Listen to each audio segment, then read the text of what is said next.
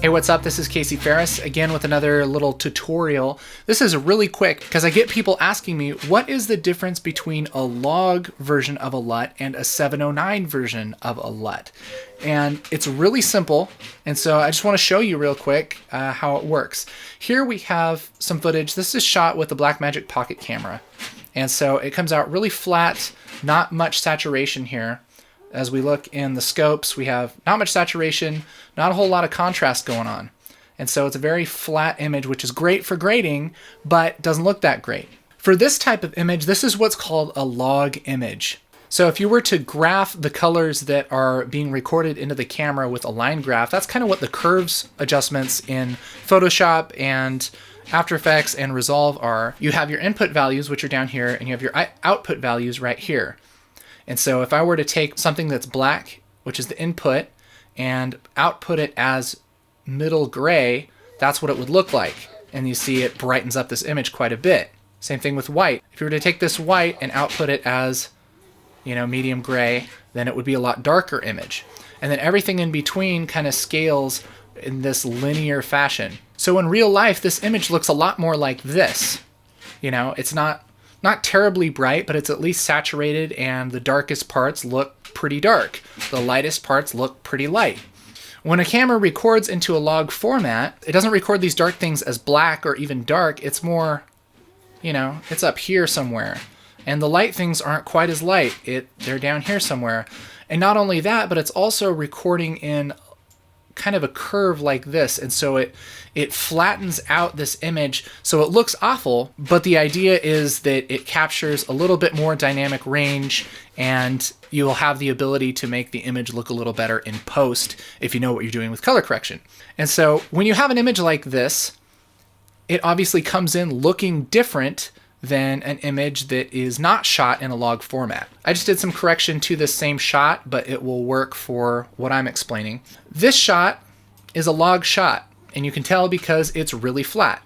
This shot is more of a 709 looking shot. So dark things are dark, light things are light. Over here, dark things are gray, and lighter things are lighter gray. So you see the difference. Now, what does that mean for using LUTs? So anytime that you use a LUT, you have to think about what is your input image. So here we have an image that is more like a 709 image. Anything that's displayed in Rec 709 has, pretty good saturation, has, a full range. Things that are dark are actually dark down here. Things that are light are, up this scale a little bit more. And so if we want to use a LUT on this shot, I'll make a new node. We're going to want to use a Rec 709 LUT, because that's the input that we have. If we're going to put a LUT on this shot, we're going to want a log LUT because this is a log format. We have this input, and I'm going to right click and add a LUT.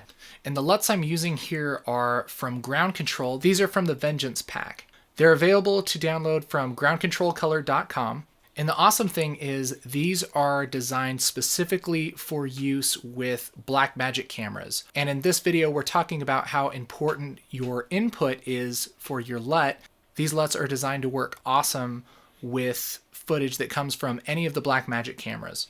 So if you shoot Blackmagic, that's the easiest way to get the look that you want. There's also a bunch of different LUTs that are designed for specific cameras. There's LUTs for GoPro, LUTs for Canon, and there's new packs coming out all the time. They're pretty affordable. 20 bucks gets you a whole pack of LUTs that come both in log formats as well as Rec 709. And there's even free LUTs to download, so you can go and check them out with no cost to you. So that's pretty awesome. I'm going to go to my Vengeance LUTs.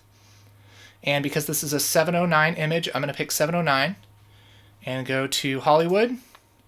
And there we have the Hollywood LUT put on this image. And now I'm going to go to my next shot. This is a log shot, and I'm going to put a LUT on this. But this time I'm going to pick the log, and I'm going to go to Hollywood log. And now we have two images that look very similar because this LUT was put on a log image, and this LUT was put on a Rec 709 image. So this is the Rec 709 LUT, this is the log LUT, but they're two different inputs. If I were to put a Rec 709 LUT on a log image, I'll just get rid of my color correction here, this is what it would look like. Each LUT is designed with a specific input in mind. And it doesn't look bad, it just looks different than what you're expecting. It looks different than what it was designed for. And so you might really like this look. There's nothing wrong with putting a 709 LUT on a log image other than it's going to look different. But, you might like that style, and that's totally fine. There's nothing, technically wrong with that. A 709 LUT is just designed for a 709 image and is going to look a lot better when put on a 709 image. So that's the basics of a 709 versus a log LUT, as well as a little bit on that format. If you have any questions, write a comment down below.